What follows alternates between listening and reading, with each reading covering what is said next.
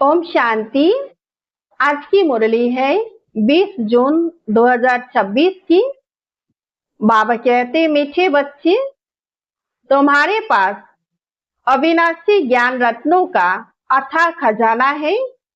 तुम उसका दान करो। तुम्हारे दर से कोई भी वापिस नहीं जाना चाहिए। आज का प्रश्न, सर्व संबंधों की स्क्रीन बाप अपने बच्चों को कौन सी श्रीमत देते हैं? उत्तर है, मीठे बच्चे, अपना बुद्धि योग सब तरफ से हटाएं। एक मुझे याद करते रहो। दुनिया की कोई भी वस्तु, मित्र, संबंधी आदि याद न आए, क्योंकि इस समय सब दुख देने वाले हैं। विश्व का मालिक बनना है तो जरूर 63 जन्मों का हिसाब किताब चुकतू करने की मेहनत करनी पड़े। सब कुछ भूल अशरीरी बनो, तब हिसाब किताब चुकतू हो। मैं सर्व संबंधों की स्क्रीन हूं। ओम शांति। विस्तार से सुनते। बाप दादा बच्चों से पूछते हैं कि किसकी याद में बैठे हो। शिव बाबा की बुलंद आवाज में कहना चाहिए, शिव बाबा की याद में बैठे हैं। तुम बच्चे अर्थात आत्माओं का कनेक्शन है शिव बाबा से।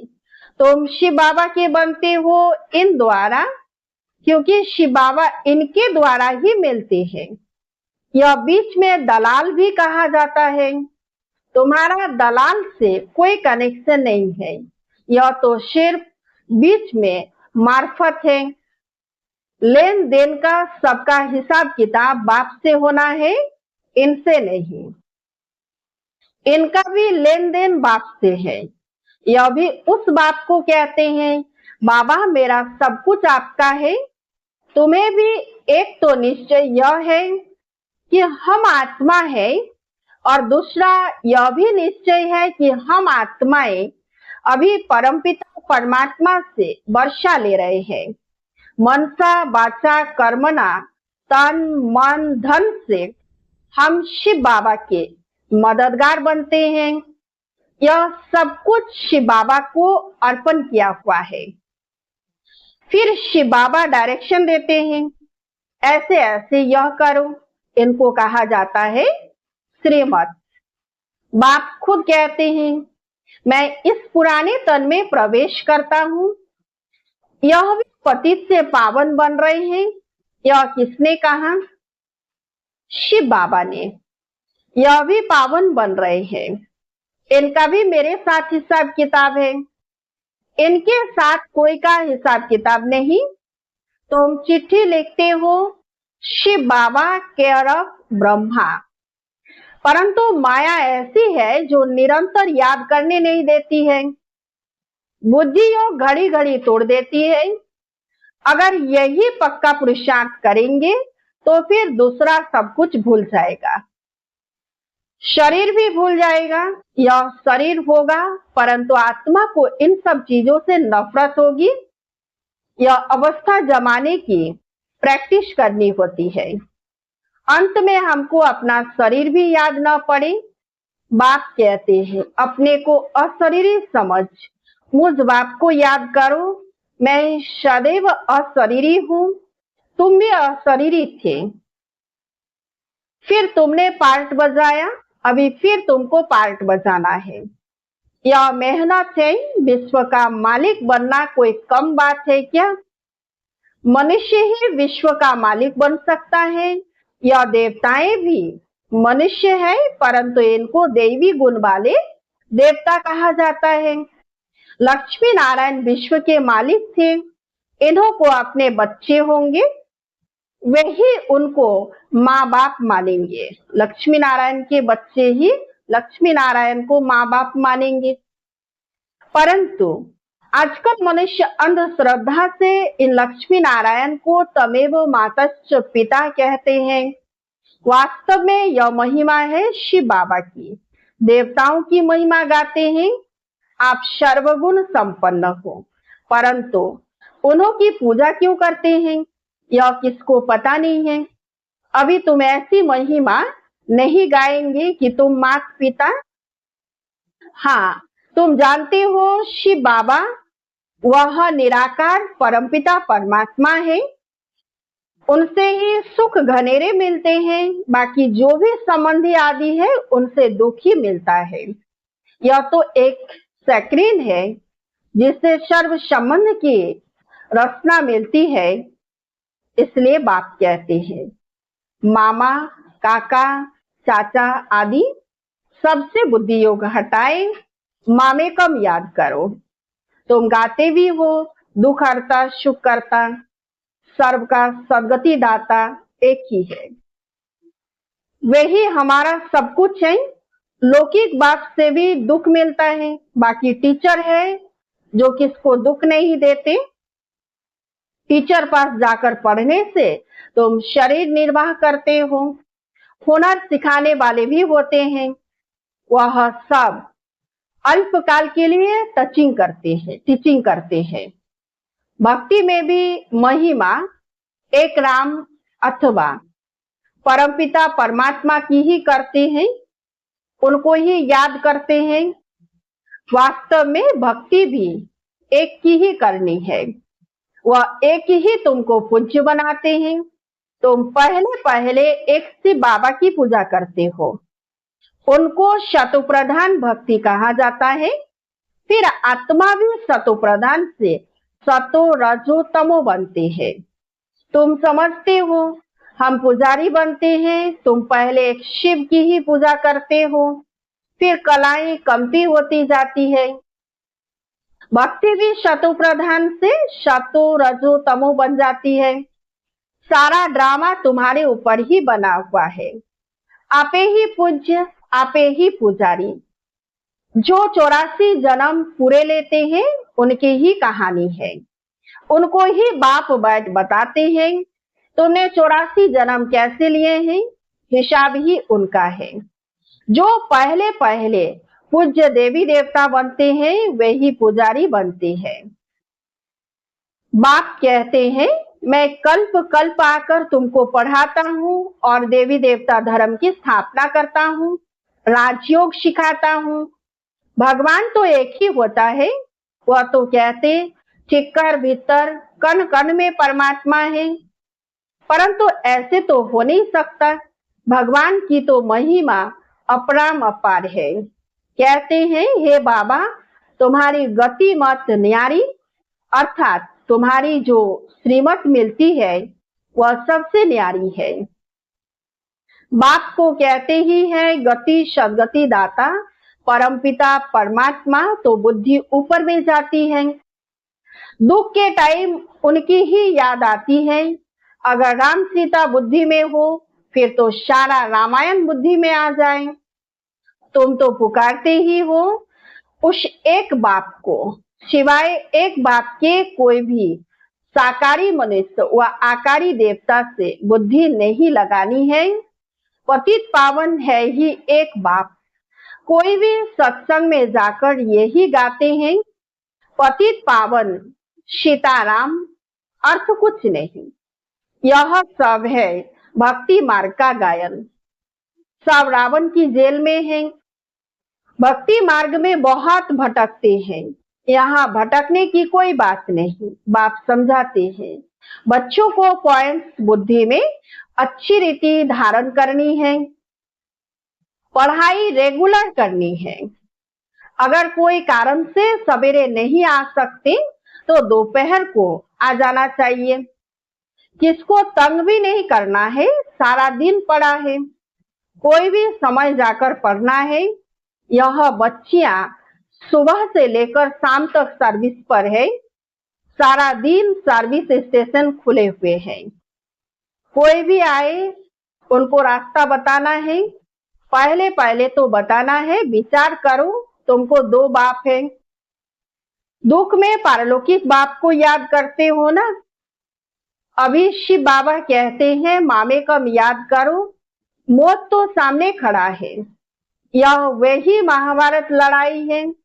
भल बड़े पदमपति करोड़पति है, बड़े बड़े मकान आदि बनाते हैं, परंतु वह रहने थोड़े ही है, यह सब टूट जाने हैं। वह समझते हैं कलयुग की आयु लाखों वर्ष है। इनको कहा जाता है घोर अंधियारा।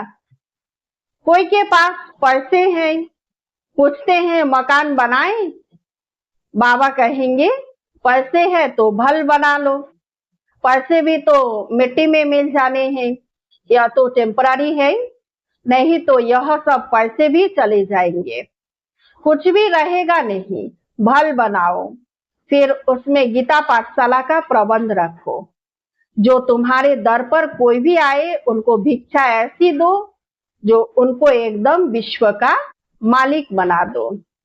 तुम्हारे पास अथाह ज्ञान धन है, इतना कोई के पास नहीं है। तुम्हारे पास सबसे साहूकार वह है जिनके पास बहुत ज्ञान रतन बुद्धि में भरे हुए है। कोई भी आए तो तुम उनकी झोली भर दो। कौन सी झोली भर दो? बुद्धि रूपी झोली। किस चीजों से? ज्ञान रत्नों से। तो बाबा कहते हैं तुम्हारे पास इतना खजाना है, सिर्फ यह बोर्ड लगा दो, आओ तो हम आपको सदा सुखी स्वर्ग का वर्षा पाने का रास्ता बताएं। परंतु बच्चों में वह नशा नहीं रहता। यहाँ नशा चढ़ता है, बाहर जाने से भूल जाता है। शौक होना चाहिए, कोई भी आए उनको रास्ता बताए जो बेड़ा पार हो जाए। तुम्हारे पास बहुत भारी धन है, कोई भी भिखारी आए व लखपति आए तो तुम उनको भी बहुत रतन दे सकते हो। बाबा यहाँ नशा चढ़ाता है, फिर सोडा वाटर हो जाता है। बाबा तुम्हारी अविनाशी ज्ञान रत्नों से झोली भर देते हैं, परंतु नंबरवार है। किसकी तकदीर में है तो पूरी रीति धारण कर लेते हैं। बाबा कहते हैं कोशिश कर तुम निरंतर याद में रहो। ऐसे नहीं कि सेंटर में जाकर एक जगह बैठ जाना है, नहीं, चलते फिरते जो भी समय मिले बाप को याद करते रहना है। हाथ काटे दिल अर्थात बुद्धि का योग बाप के साथ हो। बाप की याद से तुम्हारा बहुत कल्याण होगा। 21 जन्म के लिए तुम साहूकार बन जाते हो। बेहद का बाप बेहद का वर्षा देते हैं। भारत स्वर्ग था, अब नर्क है। बाप कहते हैं अब मुझे याद करो तो तुम्हारी आत्मा शतु प्रधान बन जाएगी। बाप को याद करेंगे तो नशा चढ़ेगा। हमारे जैसा धनवान सृष्टि में कोई नहीं है। बाप ही याद नहीं होगा तो धन कहाँ से आएगा? स्वर्ग में तो तुम बच्चों को अपार सुख मिलता है। शास्त्रों में तो कितनी दंत कथाएं लिख दी है, गाते भी है, राम राजा राम प्रजा, धर्म का उपकार है। फिर कहते राम की सीता चुराई गई, बंदरों की सेना ली। आगे खुद भी पढ़ते थे, कुछ भी समझते नहीं थे, अब कितना समझ में आता है। कितनी वंडरफुल बातें लिखी है। बाप कहते हैं मुझे प्रकृति का आधार लेना पड़ता है। त्रिमूर्ति में भी ब्रह्मा विष्णु शंकर दिखाते हैं, परंतु यह भी समझते नहीं कि विष्णु कौन है, कहाँ के रहने वाले हैं। विष्णु के मंदिर को नर नारायण का मंदिर कहते हैं, परंतु अर्थ कुछ भी नहीं समझते हैं। विष्णु के यह 2 रूप लक्ष्मी नारायण है जो सतयुग में राज्य करते थे। अभी तुम मनुष्य से देवता बन रहे हो।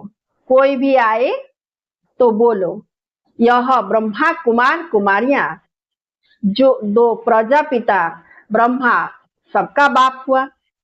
बहुत ढेर की ढेर प्रजा है, नाम तो सुना है ना। भगवान ने ब्रह्मा द्वारा ब्राह्मण रचे, बाप ने जरूर बच्चों को वर्षा तो दिया होगा ना। तुम बच्चों को विश्व का मालिक बनाते हैं, तुम शिव बाबा से वर्षा पाते हो।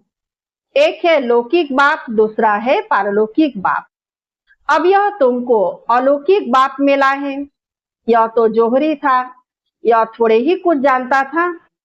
इनके लिए कहते हैं कि इनके बहुत जन्मों के अंत के जन्म के भी अंत में इनमें प्रवेश करता हूँ। वानप्रस्थी बनने का रिवाज भी भारत में है। 60 वर्ष के बाद गुरु के पास चले जाते हैं। बाप इनमें प्रवेश कर कहते हैं, अब तुमको घर चलना है। मुक्ति सब चाहते हैं, परंतु मुक्ति को जानते कोई भी नहीं। ब्रह्म में लीन तो कोई हो नहीं सकते। यह तो सृष्टि का चक्र फिरता ही रहता है। सबको पार्ट बजाना ही है। कहते हैं वर्ल्ड की हिस्ट्री ज्योग्राफी रिपीट। यह अनादि ड्रामा बना हुआ है। 84 जन्मों का पार्ट तुमको बजाना ही है। यह ज्ञान डांस होती है। वो लोग फिर डमरू दिखाते हैं। अब सूक्ष्म वतनवासी शंकर डमरू कैसे बजाएगा? बाप ने समझाया है, तुम बंदर मिशल थे तो तुम बंदरों की सेना ली। तुम्हारे आगे बाबा ज्ञान का डमरू बजा रहे हैं, तुमको ज्ञान देते हैं। अभी तुम्हारी सूरत और सीरत दोनों पलटा रहे हैं। काम चिता पर बैठ तुम काले हो गए हो। बाबा फिर तुमको ज्ञान चिता पर बिठाए, सूरत और सीरत दोनों पलटाए, सांवरे से गोरा बना देते हैं। यहाँ बाबा कितना नशा चढ़ाते हैं, फिर नशा गुम क्यों होना चाहिए? अच्छा, मीठे मीठे सिकिलधे बच्चों प्रति माता पिता बाप दादा का याद प्यार और गुड मॉर्निंग। रूहानी बाप की रूहानी बच्चों को नमस्ते। हम सब रूहानी बच्चों की रूहानी बाप दादा को याद प्यार और गुड मॉर्निंग। नमस्ते नमस्ते नमस्ते। धारणा के लिए मुख्य सार 1 नंबर है, बाप ने जो अथाह ज्ञान का धन दिया है उसे धारण कर स्वयं भी साहूकार बनना है और सबको दान भी करना है। जो भी आए उसकी झोली भर देनी है। 2 नंबर, बाप की याद से ही कल्याण होना है, इसलिए जितना हो सके चलते फिरते बाप की याद में रहना है। सर्व संबंधों की रचना एक बाप से लेनी है। आज का वरदान, सदा विजयी रहने की विधि द्वारा व्यर्थ संकल्पों की कंप्लेन को समाप्त करने वाले संपूर्ण कर्मातीत भव।